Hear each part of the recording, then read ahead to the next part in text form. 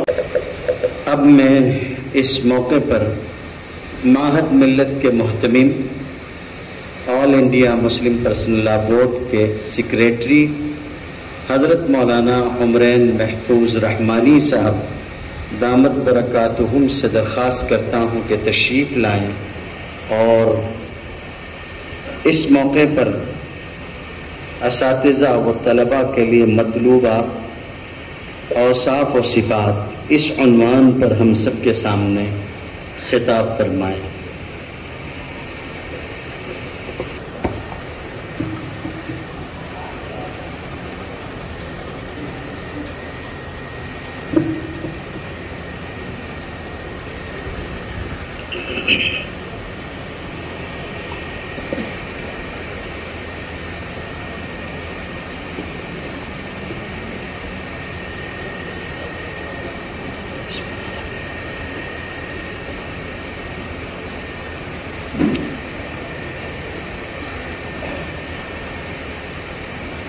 بسم اللہ الرحمن الرحیم۔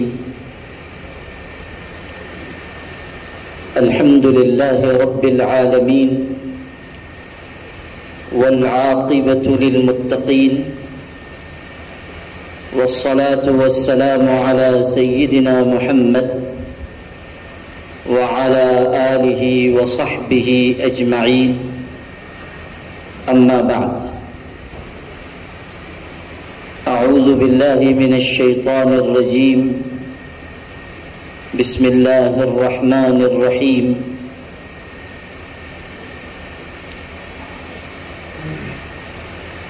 قل هل يستوي الذین يعلمون والذین لا يعلمون، وقال النبی صلی اللہ علیہ وسلم انما بعثت معلما، وقال ايضا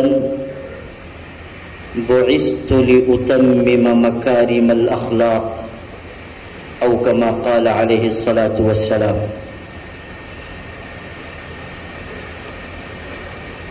حضرات علماء کرام، بالخصوص حضرت مولانا مختار مدنی صاحب معہد ملت کے صدر المدرسین، حضرت مولانا سعید صاحب، اساتذہ معہد، مختلف مدارس کے نظماء، معہد ملت کی شاخوں سے آئے ہوئے علماء کرام، فارغین معہد ملت اور دیگر مدارس کے عزیز طلباء، ابھی یہاں بڑی قابل قدر علمی اور فکری تقریریں ہوئی ہیں،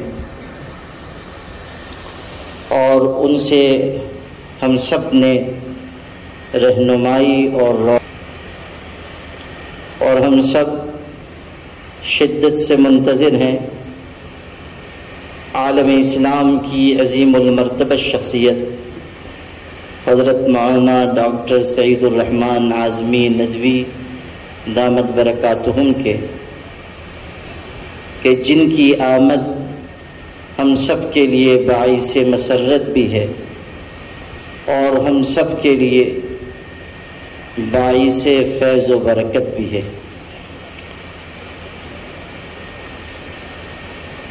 آپ سب جانتے ہیں کہ حضرت والا دامت برکاتہم بڑی عمر خدمت دین میں گزار چکے اور پیرانہ سالی اور ضعف کے مرحلے سے گزر رہے ہیں، اور اسفار کا سلسلہ بھی تقریباً ختم ہو چکا ہے، لیکن نیاز مندوں کی دعوت پر بڑی ہمت کر کے اس کمزوری کے عالم میں انہوں نے طویل سفر فرمایا ہے، اور ابھی انشاءاللہ تھوڑی دیر میں وہ یہاں جلوہ افروز ہوں گے۔ صبح طبیعت کی خرابی کی وجہ سے ذرا دیر سے شری رامپور سے سفر ان کا شروع ہوا، اور اب تک انہیں یہاں تشریف فرما ہو جانا تھا، لیکن راستے میں گاڑی خراب ہو گئی جس کی وجہ سے کچھ اور تاخیر ہو گئی۔ الحمدللہ کہ وہ قریب آ چکے ہیں اور انشاءاللہ آدھے پون گھنٹے میں یہاں تشریف فرما ہوں گے۔ اللہ تعالی حضرت والا کی آمد کو ہم سب کے لیے نفع رسانی کا، فیض و برکت کا ذریعہ بنائے۔ آج کا یہ اجلاس اس لحاظ سے قابل قدر بھی ہے اور ہم سب کے لیے باعث مسرت بھی ہے کہ کئی اہم عنوانات پر مشتمل یہ اجلاس منعقد کیا گیا ہے۔ ایک اہم حصہ تعلیم و تربیت سے متعلق رہنمائی کا ہے، ایک حصہ امتحان دینیات کے سلسلے میں تقسیم ایوارڈ کا ہے، اور ایک حصہ حضرت مولانا دامت برکاتہم کے رہنما اور چشم کشا خطاب اور ان کی جانب سے گراں قدر نصیحتوں کا ہے۔ امتحان دینیات معہد ملت کا اہم شعبہ ہے اور بانی معہد ملت حضرت مولانا عبدالحمید نعمانی رحمۃ اللہ علیہ نے بڑی فکر مندی کے ساتھ اور ایک وسیع تخیل اور منصوبے کے ساتھ امتحان دینیات کا یہ شعبہ قائم فرمایا تھا۔ ان کے پیش نظر یہ بات تھی کہ جہاں ہم ملت کے ایک مختصر حصے کو دین کے علم سے مدرسے میں واقف کرا رہے ہیں، اسی طرح ایک بہت بڑا حصہ ملت اسلامیہ کے عزیزوں کا، نوجوانوں کا، پڑھنے والے طلبہ و طالبات کا ایسا ہے جو دین سے دور عصری تعلیم پا رہا ہے، اور ایسی درسگاہوں میں ان کی تعلیم ہو رہی ہے جہاں دین، اخلاق، کردار اور شخصیت سازی کے مرحلے ان کے سامنے نہیں ہیں،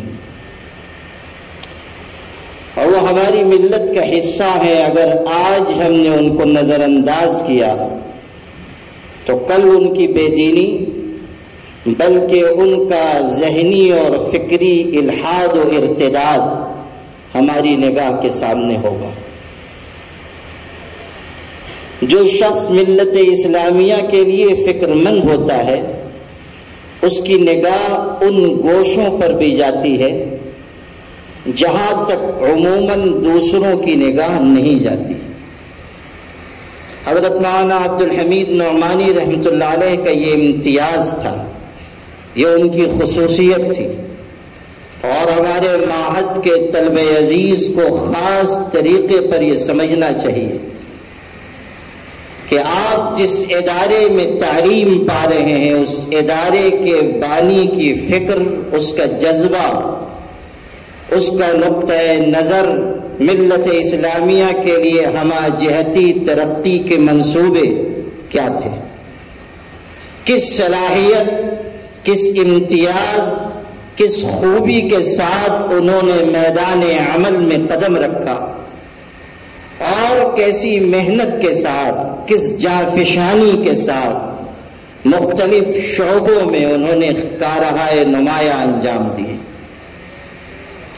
مولانا عبدالحمید نعمانی ایک شخص کا نام نہیں تھا، ایک شخصیت کا نام، اور مولانا عبدالحمید نعمانی صرف کسی عالم دین کا نام نہیں تھا، ملت اسلامیہ کی ہمہ جہتی فکر کرنے والی ایک دردمند، فکر مند ہستی کا نام تھا۔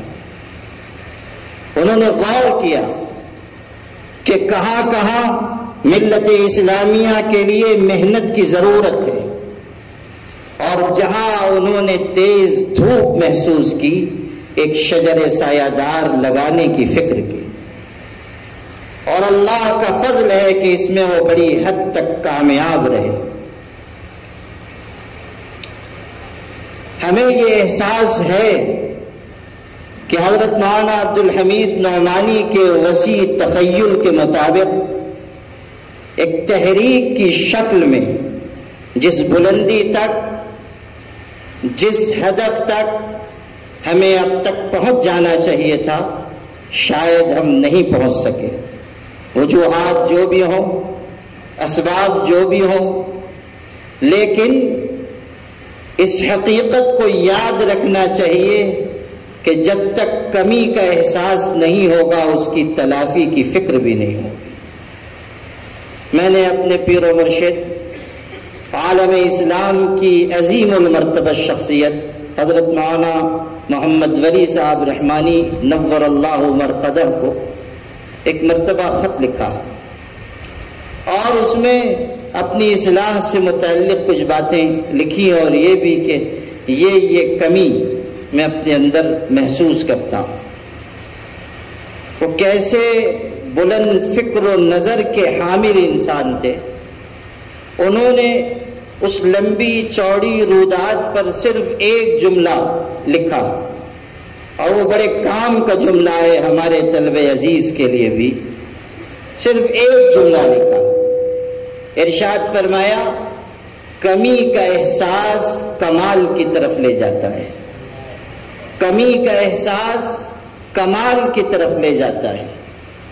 جب تک ہمارے اندر یہ احساس نہیں ہوگا کمی ہے، کمزوری ہے، رفتار میں کچھ سستی ہے، کہیں غفلت ہو رہی ہے، اس وقت تک نئے حوصلے کے ساتھ، نئی ہمت کے ساتھ، بلند فکر کے ساتھ، نئے آہنگ کے ساتھ ہم آگے نہیں بڑھ سکیں گے۔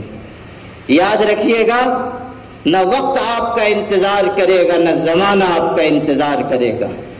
وقت کا ہر لمحہ یہ کہتا ہوا گزرا مجھ سے، وقت کا ہر لمحہ یہ کہتا ہوا گزرا مجھ سے، ساتھ چلنا ہے تو چل، میں تو چلا جاؤں گا۔ دقات قلب المرء قائلة بأن الحیات دقائق وثوانی۔ انسان کے دل کی دھڑکنیں گزرنے والے لمحات اور بیتنے والے اوقات انسان کو یہ صدا دیتے ہیں کہ زندگی بس اسی سیکنڈ اور منٹ کا نام ہے۔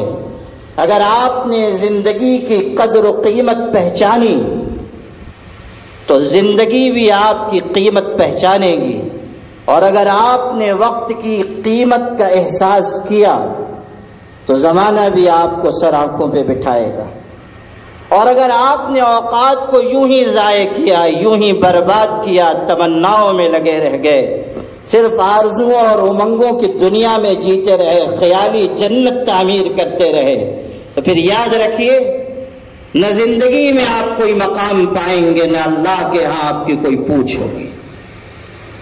دستور یہ ہے، نظام یہ ہے، سنت اللہ یہ ہے، عادت اللہ یہ ہے کہ لا اضیع عمل عامل منکم من ذکر او انثی۔ نظام یہ ہے کہ لیس بامانیکم ولا امانی اہل الکتاب، فیصلے تمہاری آرزوؤں کے مطابق نہیں ہوں گے، تمہاری امنگوں کے مطابق نہیں ہوں گے۔ اگر گھر میں بیٹھ کر خیالی جنت تعمیر کرتے رہو گے، زندگی میں آگے نہیں بڑھ سکو گے۔ لیس بامانیکم ولا امانی اہل الکتاب، فیصلے آرزوؤں پر نہیں ہوتے، امنگوں پر نہیں ہوتے۔ انسان کو، قوموں کو، جماعتوں کو، افراد کو آگے بڑھانے والی اگر کوئی چیز ہے وہ حسن نیت کے ساتھ حسن عمل کی دولت ہے، حسن نیت کے ساتھ حسن طلب کی دولت ہے، حسن نیت کے ساتھ حسن اقدام کی دولت ہے۔ پڑھیے قرآن کہا گیا الذی خلق الموت والحیات لیبلوکم ایکم احسن عملا۔ امتحان گاہ ہے یہ سجی سجائی دنیا، یہ پر رونق پر زینت کائنات، یہ بکھرے ہوئے اسباب و وسائل، دنیا اور اس میں موجود ہر ایک چیز۔ نظام یہ ہے کہ آپ اگر ان کے درمیان سے جگہ بنائیں گے، آپ کے لیے جگہ بنے گی، اور یہ ساری دنیا امتحان گاہ ہے، دیکھا جا رہا ہے کہ آپ کیا عمل کریں گے۔ اللہ نے ہمیں بھیجا ہے امتحان کے لیے، اللہ نے ہمیں اتارا ہے آزمائش کے لیے۔ انما الدنیا حلوۃ خضرہ وان اللہ مستخلفکم فیہا فینظر کیف تعملون فاتقوا الدنیا واتقوا النساء فان اول فتنة بنی اسرائیل کانت فی النساء۔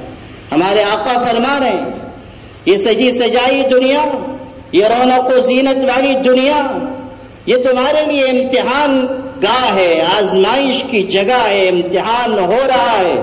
کون اچھا عمل کرتا ہے، کون محنت کی راہ پر چلتا ہے، کون راتوں کی تنہائی میں اٹھ کر مطالعہ کرتا ہے، کون خدا کی بارگاہ میں سر جھکاتا ہے، کون گرم آنسوؤں سے اپنے مسلوں کو سجاتا ہے، کون ہے جو اپنے دل کو اللہ کی محبت و معرفت کی جلوہ گاہ بنانے کے لیے تیار ہے۔ لیبلوکم ایکم احسن عملا۔ اللہ دیکھ رہا ہے کون کیسا عمل کرتا ہے، اور قرآن پکار پکار کر کہہ رہا ہے لا اضیع عمل عامل منکم من ذکر او انثی۔ نظام سمجھ لو، جو محنت کرے گا آگے بڑھے گا، جو اپنی توانائی خرچ کرے گا، اللہ کی نعمت، اللہ کی نصرت، اللہ کی مدد اس کا انتظار کرے گی۔ صدیوں کا تجربہ بتاتا ہے کہ دنیا میں جن لوگوں نے بڑے کارنامے انجام دیے وہ وہی تھے جنہوں نے وقت کی قیمت پہچانی، جنہوں نے وقت کا صحیح مصرف لیا۔ ومن رام العلا من غیر قد اضاع العمر فی طلب المحال۔ جنہوں نے صرف تمنائیں کی، آرزوئیں کی، وقت عزیز کو برباد کیا، تباہ و برباد ہو گئے، تباہ و برباد ہو گئے۔ وقت کی رفتار ہو محسوس، یہ دشوار ہے۔ زمین چلتی ہے تیزی سے مگر ہلتی نہیں۔ وقت آئے گا کہ آپ پچھتائیں گے کہ وقت بیت گیا۔ حضرت مولانا عبد الحمید نعمانی رحمۃ اللہ علیہ، یہ ہمارے جتنے بڑے علماء گزرے ہیں، انہوں نے وقت کا صحیح مصرف لیا، اللہ نے انہیں مقام دیا۔ مختلف جہتوں میں خدمت کے نقوش انہوں نے چھوڑے، انہی نقوش پر ہمیں آگے بڑھنا ہے، انہی نقوش کو زندہ اور تابندہ کرنا ہے۔ اور معہد کے فارغین کی، یہاں کے علماء کی، یہاں کے اساتذہ کی، یہاں کے طلباء کی بنیادی ذمہ داری ہے کہ وہ اپنے اکابر و اسلاف کے چھوڑے ہوئے نقوش کو اپنے لیے مشعل راہ بنائیں، مینار نور بنائیں، اور انہی کی ہدایتوں کے مطابق زندگی کا سفر تمام کریں۔ امتحان دینیات اس لیے قائم کیا گیا کہ ہمارے عزیز بچے جو دوسری تعلیم گاہوں میں تعلیم پا رہے ہیں، ان تک دین کا پیغام پہنچے، دین کی رہنمائی پہنچے۔ صورتحال یہ ہے کہ بڑی بڑی ڈگریاں پانے والے اور ممتاز یونیورسٹیز میں پڑھنے والے، فارغ ہونے والے، بہترین ملازمتوں اور بہترین مناصب پر فائز مسلمان دین کی تعلیم سے اتنے دور ہیں کہ بسا اوقات سورہ فاتحہ نہیں پڑھ سکتے۔ ایسا بھی ہوا کہ حضور صلی اللہ علیہ وسلم کی ازواج مطہرات کا نام تک نہیں معلوم، کلمے کا مفہوم نہیں معلوم، توحید کی بنیادیں انہیں نہیں معلوم، عقیدہ رسالت اور عقیدہ آخرت سے ان کی آشنائی کم۔ اسی لیے یہ امتحان دینیات کا شعبہ قائم کیا گیا اور مضبوطی سے الحمدللہ چل رہا ہے، اس احساس کے ساتھ کہ جن علاقوں میں بارش نہیں ہوتی ہے وہاں کی فصلیں خراب ہوتی ہیں، اور جن علاقوں میں، جن بستیوں میں، جن گھروں میں دین کی تعلیم نہیں ہوتی ہے وہاں کی نسلیں خراب ہو جاتی ہیں۔ آپ دیکھیے کیسے کیسے ملحد لوگ پیدا ہو رہے ہیں، مسلمانوں میں ایسے لوگ آ رہے ہیں جو دین کی بات کے خلاف باتیں کرتے ہیں۔ ایک صاحب آج کل بہت اچھل کود مچاتے ہیں، گورنمنٹ کا حصہ ہیں، یہاں وہاں جا کر پوجا پاٹ تک کرتے ہیں، اور الحمدللہ کہ اس پوجا پاٹ کی دلیل بھی قرآن سے لے کے آتے ہیں۔ آپ میں سے کچھ لوگ ان سے واقف ہوں گے، اور اگر نہیں واقف ہیں تو بہت اچھا ہے، ایسے لوگوں سے واقفیت نہ ہونا ہی مناسب ہے۔ گورنر بنے ہوئے ہیں نام مسلمانوں کا، اور جا رہے ہیں یہاں وہاں اور اپنے مسلمان ہونے کی حیثیت کا اظہار کرتے ہیں، اور اس کے بعد یہ کہتے ہیں کہ اس کی بھی گنجائش، اس کی بھی گنجائش۔ اصل میں معاملہ یہ ہوا یا ہو رہا ہے کہ ہم لوگ مدرسوں میں پڑھتے ہیں 10-12 سال 15 سال، اس کے بعد کہیں جا کے عالم مفتی بنتے ہیں۔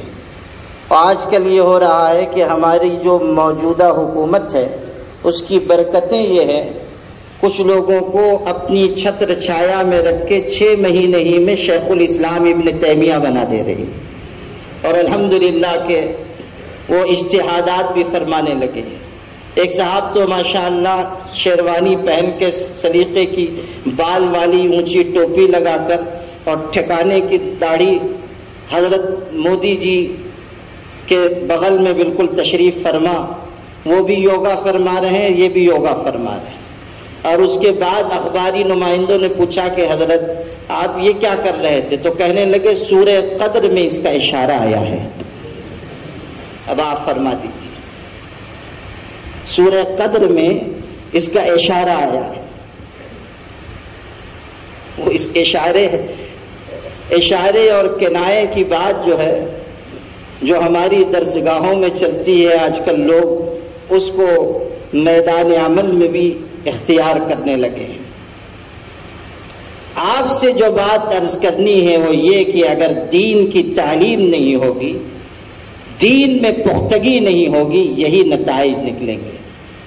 یقیناً ہمیں افسوس ہوتا ہے، یقیناً دکھ ہوتا ہے، تکلیف ہوتی ہے، لیکن ہمیں یہ احساس کرنا چاہیے کہ ہم نے ایسے لوگوں کی تعلیم و تربیت کے لیے نظام کیا بنایا ہے۔ ضرورت ہے شعبہ امتحان دینیات کو اور بڑھایا جائے، اس میں پختگی لائی جائے۔ جہاں اس بات کی کوشش اب اثر نو کی جا رہی ہے کہ معاد ملت کے مختلف شعبوں کو مضبوط کیا جائے، وہیں الحمدللہ اس کی کوشش بھی کی جائے گی کہ شعبہ امتحان دینیات کو بھی مضبوط کیا جائے، فعال بنایا جائے، اور اس کو نہ صرف اس صوبے میں بلکہ پورے ملک میں اور ملک سے آگے دنیا کے جن خطوں اور علاقوں تک ہم اسے پہنچا سکیں، پہنچانے کی کوشش کریں۔ آپ سب کی اس میں مدد اور تعاون کی ضرورت ہے۔ یہاں اساتذہ اور طلبہ کے سلسلے میں بھی کچھ مختصر باتیں عرض کرنی ہیں، حالانکہ مجھے بڑی خوشی ہے کہ اس اہم موضوع پر بہت ہی خوبصورت اور قیمتی گفتگو ہمارے بزرگ مولانا مختار مدنی صاحب نے فرمائی، اور انہوں نے مختلف جہتوں سے مدرسے سے متعلق لوگوں کی ذمہ داریاں قرآن و حدیث کی روشنی میں ہمارے سامنے رکھی ہیں۔ اساتذہ کرام نسلوں کو تیار کرنے والے لوگ ہیں، انہیں معماران قوم کہا جاتا ہے، اس لیے کہ بنیادی طریقے پر طلبہ کو سنوارنا، انہیں آگے بڑھانا اساتذہ کرام کی ذمہ داری ہے۔ اور اساتذہ کرام اس بات کا اظہار ہے کہ ہمارے دین میں خدمت کا تسلسل قائم ہے۔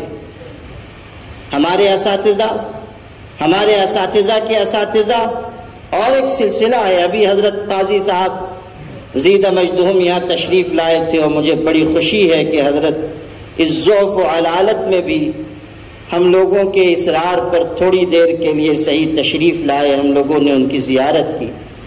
ہم سب کے لیے ان کا وجود باعث رحمت و برکت ہے۔ بڑوں کا وجود فتنوں کے سد باب کا ذریعہ ہوتا ہے۔ اللہ تعالی حضرت کی صحت میں اور حضرت کی عمر میں برکت نصیب فرمائے، اور دیر تک ان کا سایہ ہم سب پر قائم فرمائے۔ آپ غور کیجئے کہ قاضی صاحب معہد ملت کے استاذ، آج 4 نسلیں ہیں جو قاضی صاحب کے سامنے اسی معہد میں برسر کار ہیں، برسر خدمت ہیں۔ ان کے شاگرد، شاگردوں کے شاگرد، شاگردوں کے شاگرد، پھر اس کی اگلی پیڑھی۔ حضرت مولانا ادریس عقیل ملی صاحب دامت برکاتہم بھی یہاں انہوں نے گراں قدر نصیحتیں ارشاد فرمائی، وہ شاگرد ہیں حضرت قاضی صاحب کے، اور ان کے شاگرد، پھر ان کے شاگرد، پھر ان کے شاگرد، ایک سلسلہ ہے۔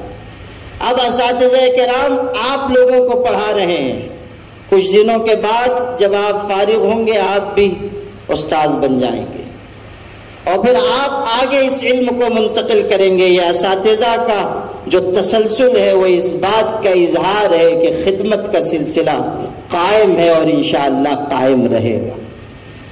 یہی ترتیب ہے، ہمارے بڑوں نے ہمیں پڑھایا، ہم علم کو آگے منتقل کر رہے ہیں۔ آپ حضرات بہت دیر سے چونکہ یہاں بہت سنجیدہ گفتگو بھی سن رہے ہیں، اس لیے ایک دلچسپ قصہ سن لیجیے۔ ہارون الرشید بہت بڑا بادشاہ گزر رہا تھا، اس نے دیکھا راستے کے کنارے ایک شخص بہت بوڑھا، اتنا بوڑھا کہ منہ میں دانت نہیں، پیٹ میں آنت نہیں، وہ ایک کھجور کا پودا لگا رہا ہے۔ آپ جانتے ہیں کھجور کا درخت بہت زمانے میں پھل لاتا ہے۔ یہ حضرت مولانا مختار صاحب مدینہ منورہ میں رہے ہوئے ہیں، وہاں کھجور کے درخت سے اگر کاٹ ٹکرا گئی اور کھجور کا درخت گر گیا، یعنی اس کا انتقال پرملال ہو گیا، تو اس پر 10,000 ریال جرمانہ ہے، اس لیے کہ وہ بہت ہی قیمتی مانا جاتا ہے۔ عرصے میں وہ پروان چڑھتا ہے اور پھر پھل دیتا ہے۔ تو وہ پودا لگا رہا ہے انتہائی بوڑھا، اور پودا بھی لگا رہا ہے کھجور کا جو بہت زمانے کے بعد پھل دینے والا ہے۔ تو ہارون رشید نے دیکھا تو ٹھہر گیا، اس نے کہا بڑے میاں یہ جو پودا تم لگا رہے ہو وہ بھی کھجور کا، کریلا تو کریلا اور نیم چڑھا بھی، تو تم کو امید ہے کہ تم اس کا پھل کھا سکو گے؟ اس نے کہا بادشاہ سلامت، اگر ہمارے بڑوں نے بھی یہی سوچا ہوتا تو آج ہمیں پھل مل نہ رہے ہوتے۔ ہمارے بڑوں نے درخت لگائے، ہم نے پھل کھایا، ہم لگا رہے ہیں، ہماری نسلیں کھائیں گے۔ بادشاہ کو جواب بہت پسند آیا، اس نے وزیر سے کہا 1000 اشرفی اس کو پیش کرو، انعام دو۔ 1000 اشرفی دی گئی۔ اس نے ہاتھ جوڑے کہا بادشاہ سلامت، آپ کہتے تھے کہ تم اس درخت کا پھل نہیں کھا سکو گے، پھل تو مجھ کو مل گیا، 1000 اشرفی مل گئی، پھل تو مل گیا۔ بادشاہ کو یہ جواب بھی پسند آیا، اس نے کہا وزیر سے 1000 اشرفی اور دو۔ حاضر جواب انسان ہے، 1000 اشرفی اور دی گئی۔ بوڑھے نے کہا بادشاہ سلامت، کھجور کا درخت سال میں 1 دفعہ پھل لاتا ہے، میرے درخت پر تو 2 مرتبہ پھل لگا ہے۔ بادشاہ نے کہا بڑی حاضر جوابی ہے ان میں، 1000 اشرفی اور دو۔ اور یہ دلوانے کے بعد وزیر سے کہا کہ میاں سواری آگے بڑھاؤ ورنہ یہ حاضر جواب بڈھا ہمارا پورا خزانہ خالی کر دے گا، اب کوئی تیسری بات لے کر آئے گا۔ تو کہا کہ سواری آگے بڑھاؤ۔ اس حقیقت کو سمجھنا ضروری ہے کہ علم دین کی خدمت کا ایک تسلسل ہے، اس تسلسل کو قائم رکھنا ہماری بنیادی ذمہ داری ہے۔ اور قرآن کا اعلان ہے کہ وَأَمَّا مَا يَنْفَعُ النَّاسِ فَيَمْكُثُ فِي الْأَرْضِ، اگر ہماری ذات سے نفع پہنچے گا، لوگوں کو فائدہ ہوگا، اور علم کے چراغ روشن ہوں گے، ادارے قائم ہوں گے، ملت اسلامیہ کو رہنمائی ملے گی، اللہ ہمارے نام کو بھی اور ہمارے کام کو بھی زندگی عطا فرمائے گا۔ اللہ تعالی ہمارے چھوڑے ہوئے نقوش پر خدمت کرنے والے لوگوں کو قائم کرے گا، کھڑا کرے گا۔ آپ غور کیجئے کہ ہمارے بڑوں اور بزرگوں کو دنیا سے گئے ہوئے کتنے برس ہو گئے۔ امام بخاری رحمۃ اللہ علیہ تقریباً 1200 سال کا عرصہ گزر گیا، لیکن آج بھی ان کا نام زندہ ہے، تابندہ ہے۔ میرے والد صاحب کہتے تھے کہ امام بخاری کو اللہ نے یہ عزت دی کہ ان کا نام وہاں تک پہنچا جہاں تک سورج کی کرنیں پہنچا کرتی ہیں۔ اللہ نے ان کو یہ عظمت بخشی۔ عجم میں پیدا ہوئے، بخارا عجم میں ہے، عرب کا کوئی شہر نہیں، لیکن آپ کو میں آپ سے ایک بات عرض کروں، دل کی بات، خاص طریقے پر اپنے عزیز بچوں سے۔ میں حرم مکی میں تھا، غالباً رمضان تھا، لاکھوں لوگوں کا مجمع اور جمعہ کا دن، ظاہر ہے اس مجمع میں کیسے کیسے لوگ ہوتے ہیں، اولیاء، علماء، صلحاء، اتقیاء، اولیائی تحت قبائی لا یعرفہم سوائی، ایسے لوگ بھی کہ اللہ کے علاوہ انہیں نہیں جانتا ان کا مقام کیا ہے، کوئی نہیں جانتا ان کا رتبہ کیا ہے۔ بہت سے لوگ ارد گرد ہوتے ہیں، پتہ نہیں چلتا کس حیثیت کے ہیں، اللہ کے ہاں کیا پوچھ ہے ان کی۔ وہی مسجد نبوی اور محدث عبد الرزاق کا حلقہ قائم تھا، ہزاروں لوگ پڑھ رہے تھے، ایک صاحب کنارے گھٹنوں میں سر دیے ہوئے بیٹھے ہوئے ہیں۔ ایک صاحب کا گزر ہوا، انہوں نے کہا، ارے میاں، سب محدث عبد الرزاق سے سبق پڑھ رہے ہیں، حدیث حاصل کر رہے ہیں، تم ادھر کنارے بیٹھ کے کیا کر رہے ہو؟ اس نے سر بھی نہیں اٹھایا، ویسے ہی گھٹنوں میں سر دیے ہوئے، اور کہتا ہے، ہاں ہاں، کچھ ہیں جو عبد الرزاق سے سنتے ہیں، کچھ وہ ہیں جو براہ راست رزاق سے سنتے ہیں، جاؤ اپنا کام کرو۔ کچھ وہ ہیں جو براہ راست رزاق سے سنتے ہیں۔ تو جب اس نے یہ جواب سنا وہ ٹھہر گیا، کہا بات تو آپ نے بہت بڑی کی، لیکن میں آپ کی عظمت اس وقت مانوں گا جب آپ مجھے پہچان لیں۔ اب اس نے سر اٹھایا اور نظر بھر کر اس کو دیکھا اور کہنے لگا کہ اگر میری فراست صحیح ہے تو آپ خضر علیہ السلام ہیں۔ تو خضر نے کہا، اللہ تیرے ایسے بندے بھی ہیں جن کے مقام بلند کو خضر بھی نہیں جانتا ہے۔ کہاں کہاں بکھرے ہوئے ہیں لوگ، کوئی نہیں جانتا کہ اللہ کے ہاں کس کا کیا مقام ہے، کیا رتبہ ہے۔ جو عرض کر رہا تھا وہ یہ کہ لاکھوں کا مجمع، جمعہ کا دن، رمضان کا مہینہ، اور جمعہ کو منبر لایا جاتا ہے اور حرم کے خانہ کعبہ کے سائے میں منبر رکھا جاتا ہے، اور اس پر امام صاحب تشریف فرما ہوتے ہیں اور خطبہ جمعہ کا ارشاد فرماتے ہیں۔ لاکھوں لوگ سننے والے، سارا عالم اسلام گوش بر آواز میں موجود تھا۔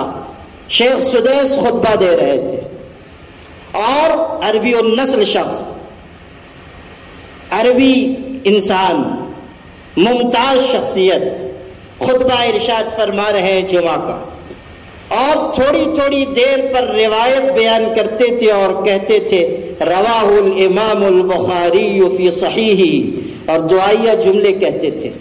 جب کئی مرتبہ یہ بات ہوئی تو بے اختیار یہ احساس کر کے میری آنکھیں نم ہو گئیں کہ اللہ تو نے اس شخص کو کیسا مقام دیا، ایک چھوٹی سی بستی میں پیدا ہونے والا، عجم میں رہنے والا، اور جس کے گزرے ہوئے تقریباً 1200 سال ہو گئے، آج عربی النسل امام خانہ کعبہ کے زیر سایہ لاکھوں مسلمانوں کے اجتماع سے خطاب کرتا ہے اور بار بار اس شخص کا نام لیتا ہے جس شخص کو اس کی بستی سے نکال دیا گیا تھا، اور جس نے جلا وطن ہونے کے بعد یہ کہا تھا کہ پروردگار عالم، تیری زمین اپنی وسعتوں کے باوجود مجھ پر تنگ ہو گئی ہے، اب تو اپنی جوار رحمت میں مجھ کو بلا لے، وہ اپنی بارگاہ میں مجھ کو بلا لے۔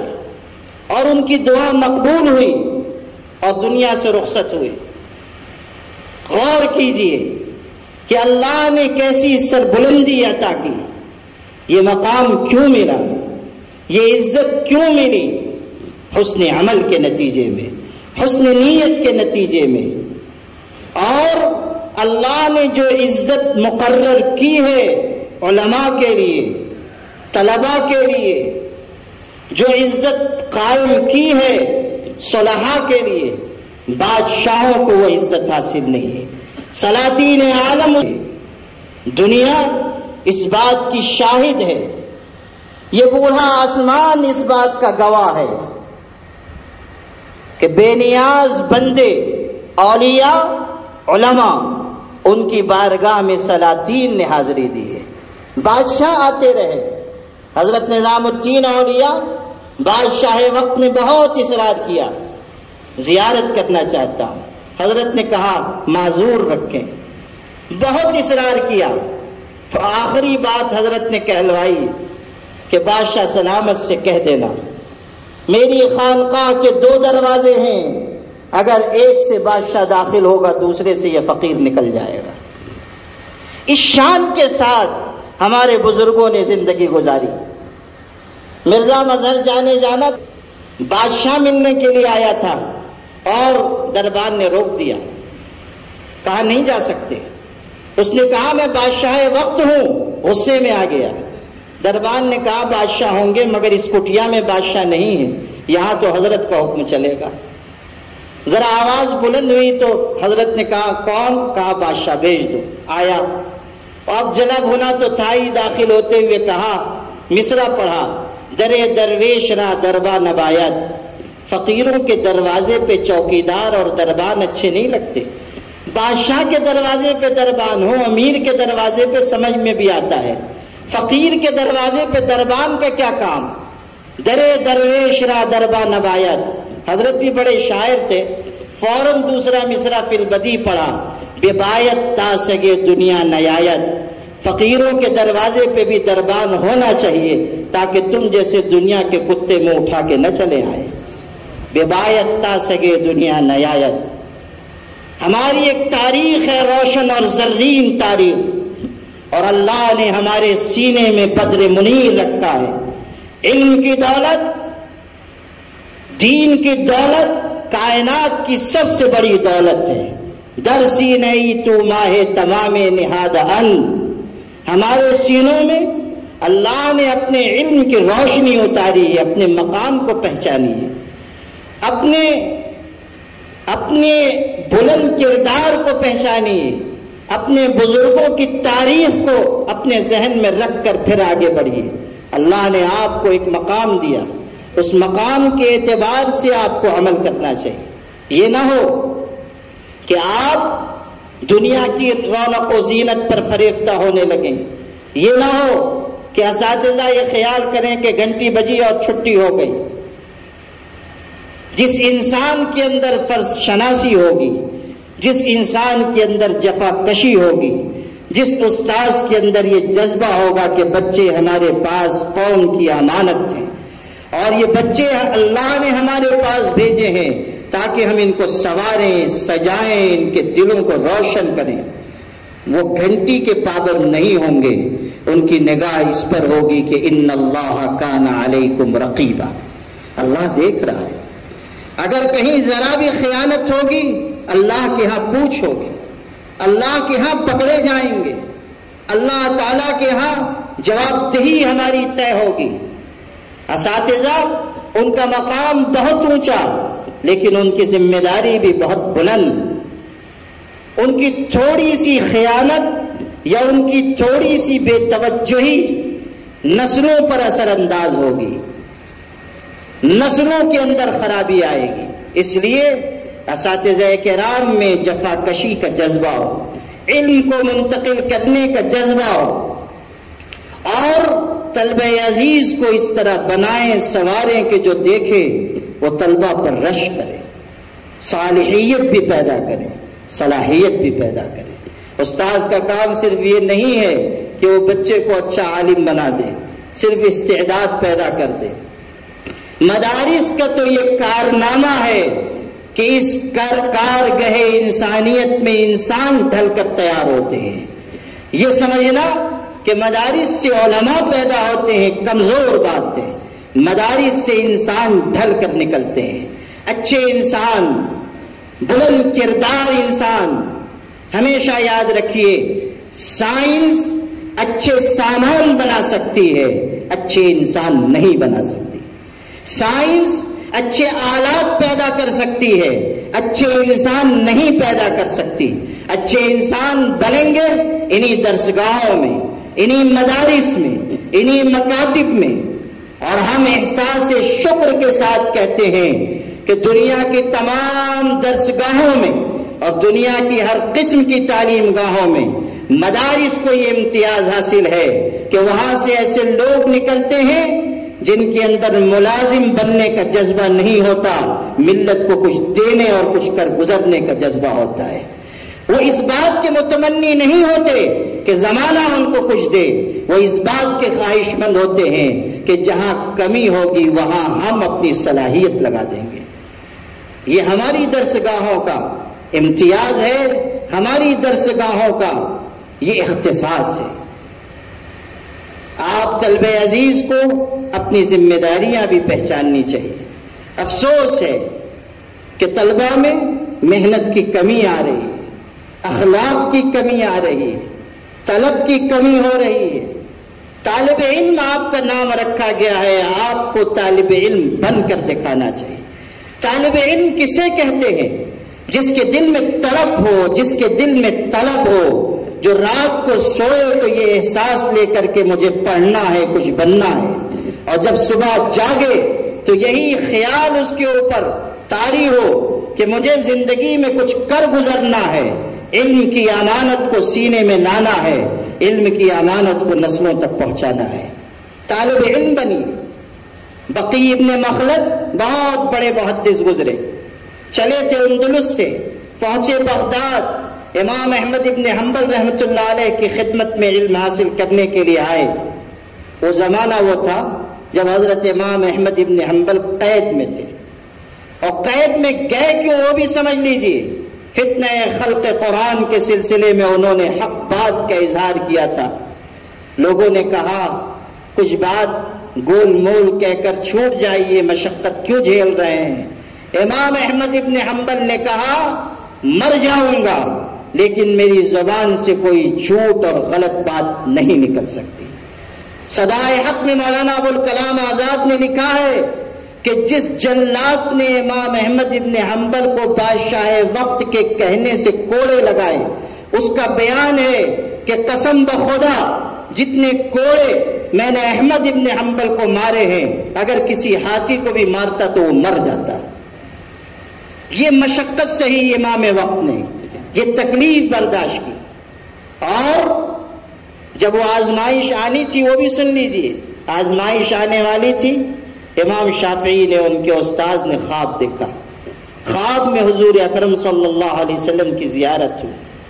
حضور نے کہا احمد کو سلام کہلوا دو، احمد کو میرا سلام کہلوا دو، اور کہہ دینا ایک آزمائش آنے والی ہے، ثابت قدم رہے۔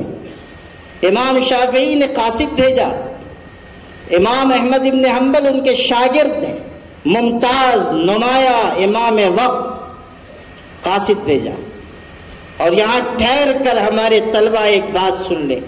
احمد ابن حنبل کہا کرتے تھے 30 سال کی مدت گزر چکی، کوئی فرض نماز میں نے ایسی نہیں پڑھی ہے جس کے بعد اپنے استاذ امام شافعی کے لیے دعا نہ مانگی ہو۔ احسان شناسی ہو تو یہ ہو، ایک فرض نماز بھی ایسی نہیں گزری کہ میں نے اپنے استاذ کے لیے دعا نہ مانگی ہو۔ علم میں برکت یوں ہی نہیں پیدا ہوتی۔ اب سنیے، قاصد آیا، تنہائی میں خواب ذکر کیا، امام احمد ابن حنبل رو پڑے۔ ایک تو استاذ کا پیغام، دوسرے حضرت صلی اللہ علیہ وسلم کا سلام، رو پڑے۔ اور اس زمانے کے دستور کے مطابق خوشخبری سنانے والے کو کچھ دینا ہوتا تھا. حضرت کے پاس اس وقت دینے کے لیے کچھ نہیں تھا.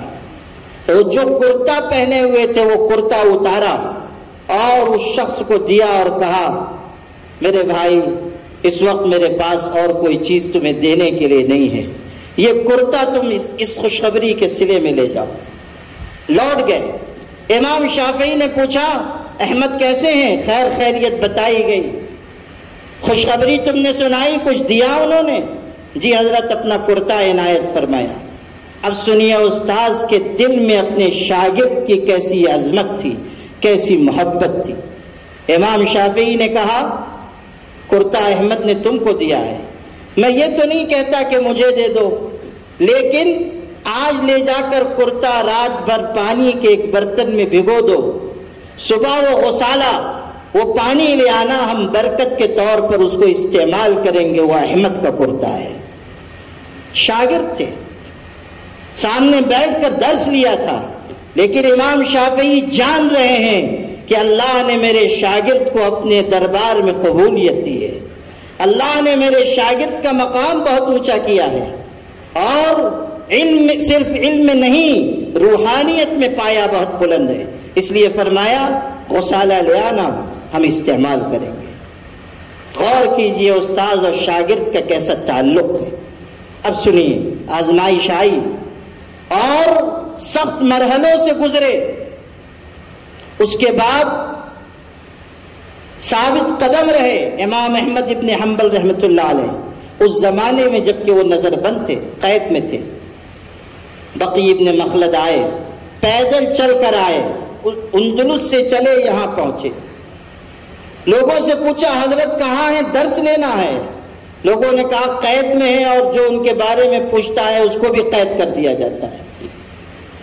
پھر بھی ہمت کر کے یہ پوچھتے پوچھتے اس گھر تک پہنچے جہاں حضرت کو قید کیا گیا تھا. حضرت سے ملاقات کی، پوچھا حضرت نے کیسے آنا ہوا؟ کہا طلب علم میں آیا ہوں، بہت دور سے آیا ہوں، پیدل چل کے آیا ہوں، غریب اور مفلس ہوں، آپ سے حدیثیں پڑھنی ہیں. امام احمد نے کہا کہ آپ کا جذبہ مبارک، آپ کی محنت قابل رشک، لیکن میں قید میں ہوں. اگر تم آؤ جاؤ گے حکومت تم کو بھی قید کر دے گی. ابھی لوٹ جاؤ، جب سننا کہ میں قید سے رہا ہو گیا آ جانا، میں تم کو پڑھاؤں گا.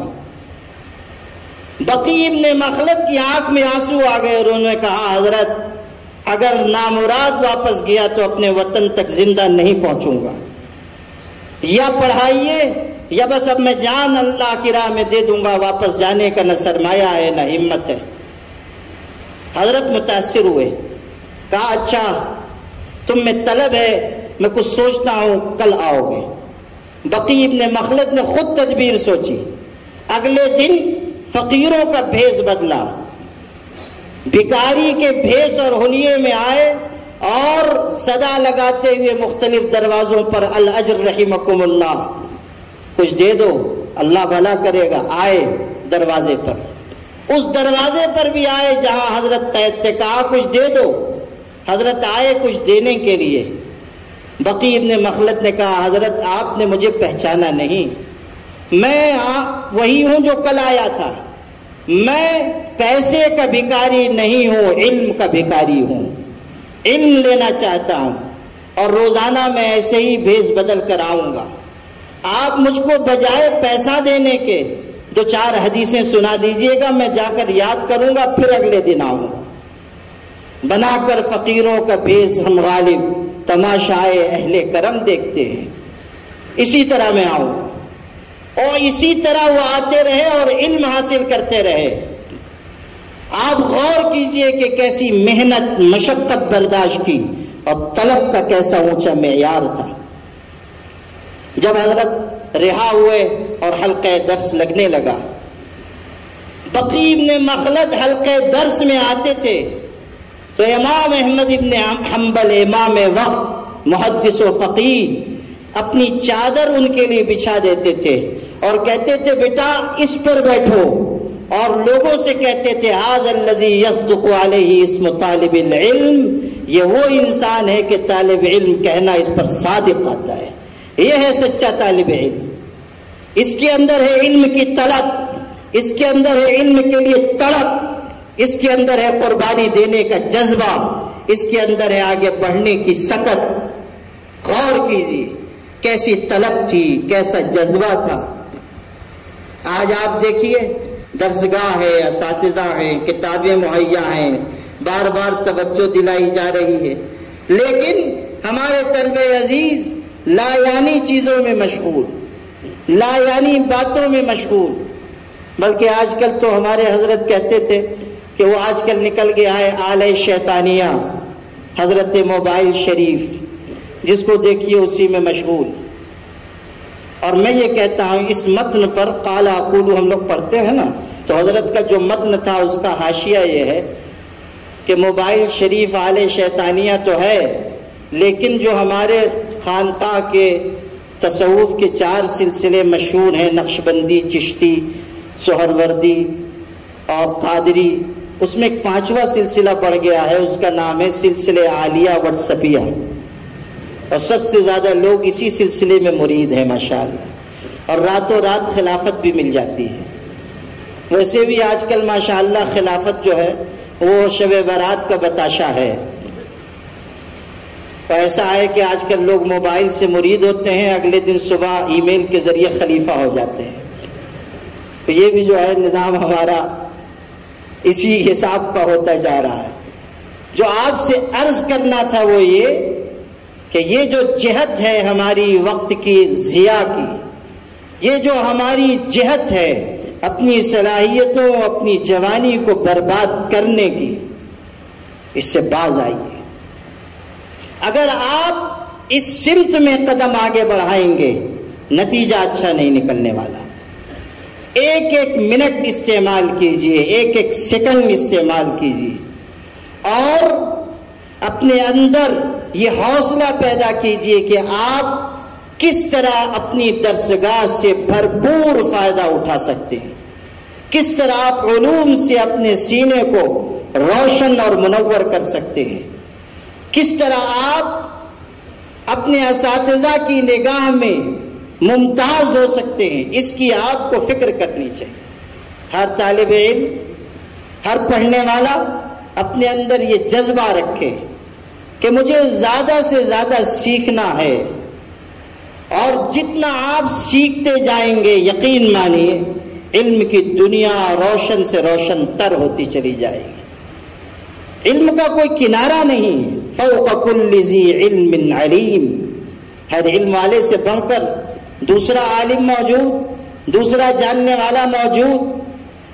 ہم سب حکیم الامت مولانا اشرف علی تھانوی رحمۃ اللہ علیہ کے بارے میں یہ احساس رکھتے ہیں کہ وہ علم کا پہاڑ تھے۔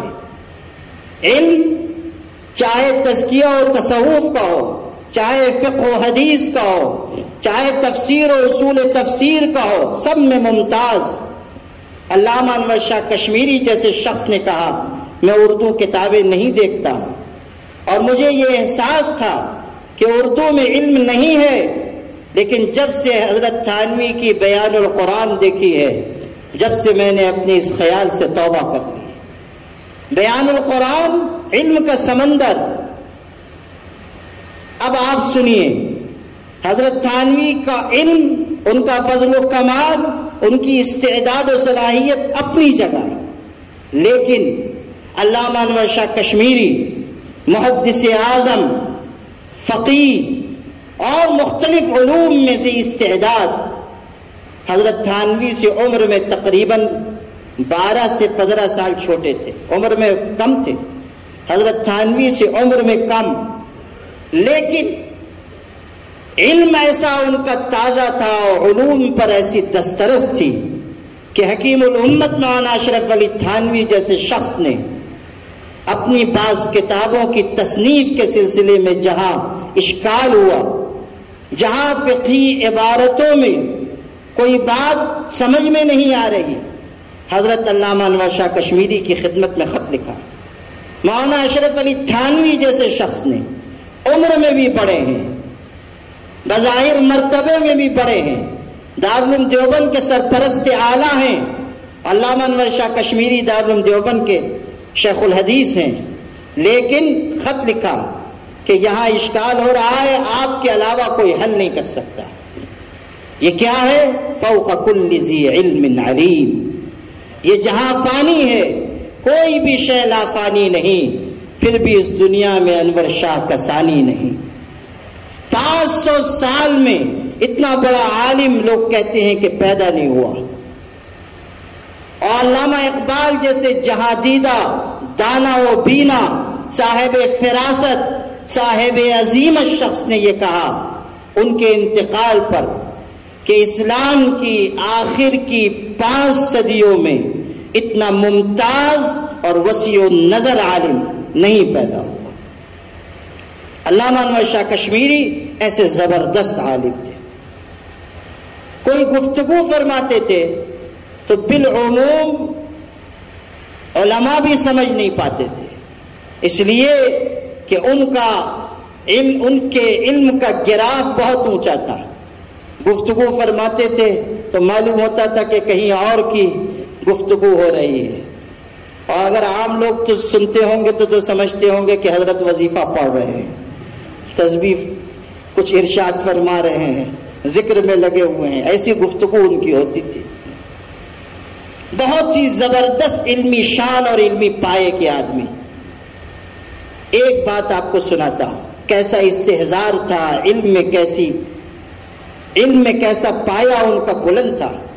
ایک مرتبہ دارالعلوم دیوبند کے اساتذہ اور اس زمانے کے بعض اور بڑے علماء کے درمیان ایک مسئلے میں اختلاف ہوا، علمی مسئلہ تھا، رائے دونوں طرف مضبوط اور دلائل کے ساتھ۔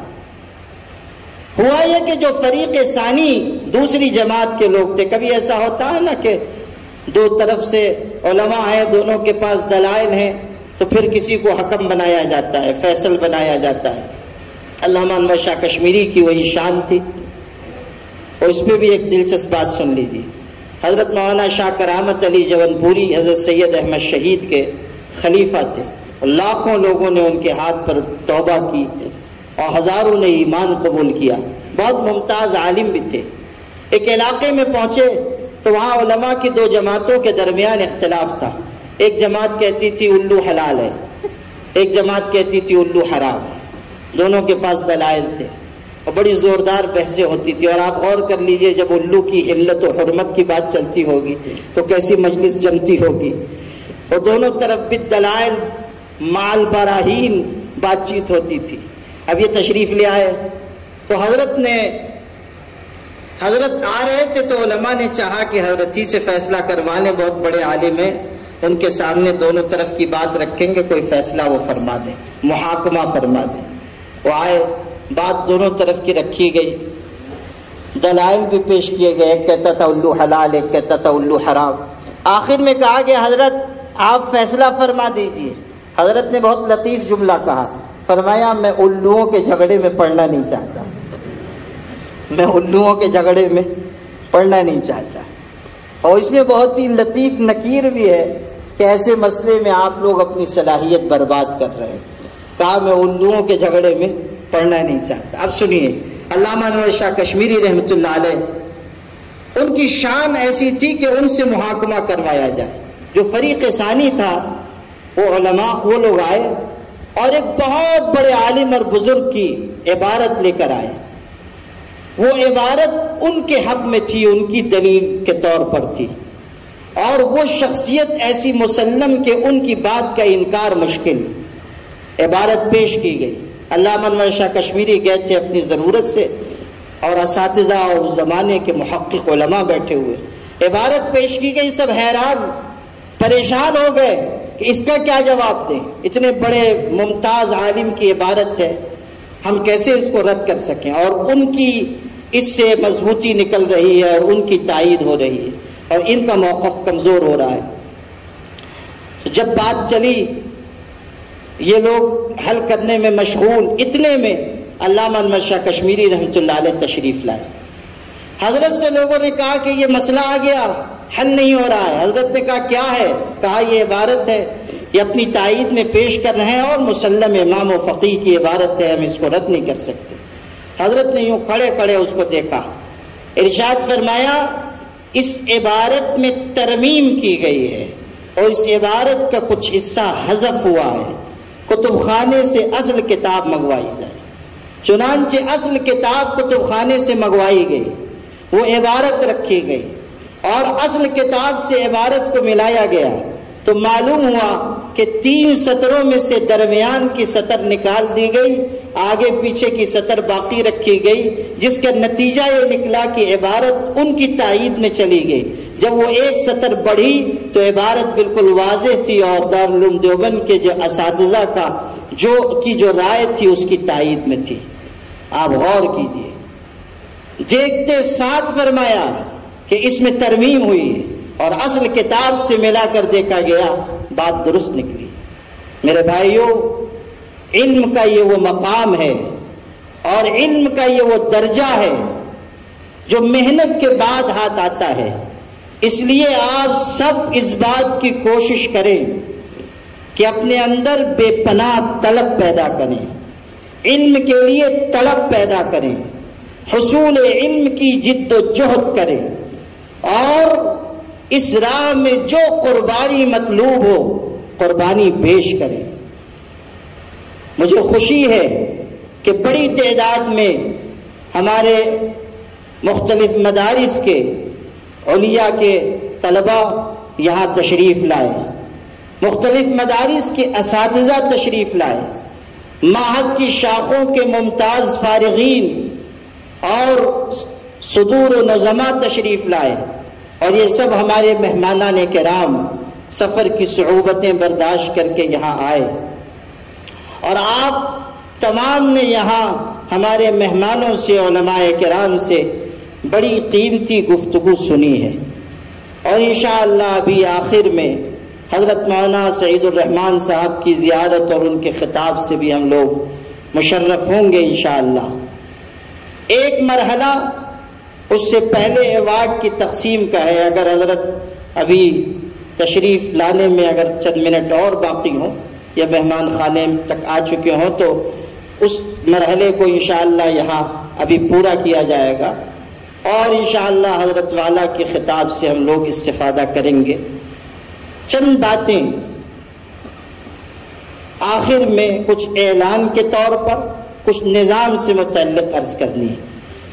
جو مختلف شاخوں سے معہد کی یہاں حضرات تشریف لائے ہیں ان کی خدمت میں ادباً یہ عرض ہے کہ مرکز سے رابطے کو استوار کرنے کے لیے آپ کی معاونت کی ضرورت ہے، اور تعلیمی نہج کو یکساں بنانے کے لیے ہم لوگ محنت کر رہے ہیں، اور اس کی انشاءاللہ میٹنگ ابھی اس اجلاس کے بعد رکھی گئی ہے۔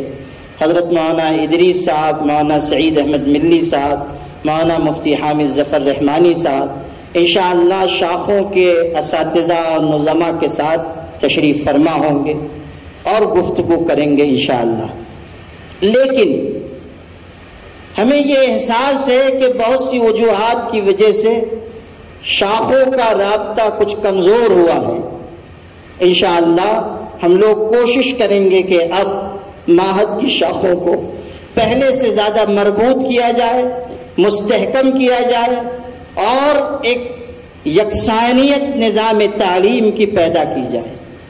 اور حضرت مولانا محمد حنیف صاحب ملی رحمۃ اللہ علیہ کے دور میں جس طرح شاخوں کا مضبوط اور مستحکم رابطہ معہد سے قائم تھا، ہم اس دور کے اعادے اور تازگی کے لیے انشاءاللہ کوشاں رہیں گے۔ اس میں آپ حضرات کی مدد کی ضرورت ہے۔ دوسری بات، کچھ ایسے فیصلے طلبہ عزیز کے لیے لیے جا رہے ہیں جو بظاہر کچھ مشکل ہوں گے، کچھ سخت ہوں گے، لیکن طلبہ کے لیے، ان کی تعلیمی صلاحیت کے اضافے کے لیے، آئندہ عملی میدان میں ان کے استحکام کے لیے وہ پابندیاں، وہ سختیاں مفید ہوں گی۔ اس لیے طلبہ عزیز خوشی خوشی پابندیوں کو مانیں، تسلیم کریں اور اس کے مطابق آگے بڑھیں۔ اساتذہ کرام الحمدللہ خدمت انجام دے رہے ہیں اور ہمارے ہاں ممتاز اساتذہ ہیں۔ ہم کوشش کریں گے کہ ان کے لیے بھی جہاں تک سہولت ہو سکے ہم پیدا کریں، اور ان سے بھی یہ چاہیں گے کہ وہ بہتر ماحول میں معیاری تعلیم کے قیام و استحکام کے سلسلے میں ایسی جہت اور سمت اختیار کریں جو اس ادارے کے لیے مزید نیک نامی کا ذریعہ ہو۔ ایک بات ہمارے جو مختلف مدارس کے علماء یہاں تشریف لائے ہیں ان کی موجودگی کو غنیمت جانتے ہوئے میں عرض کرنا چاہتا ہوں۔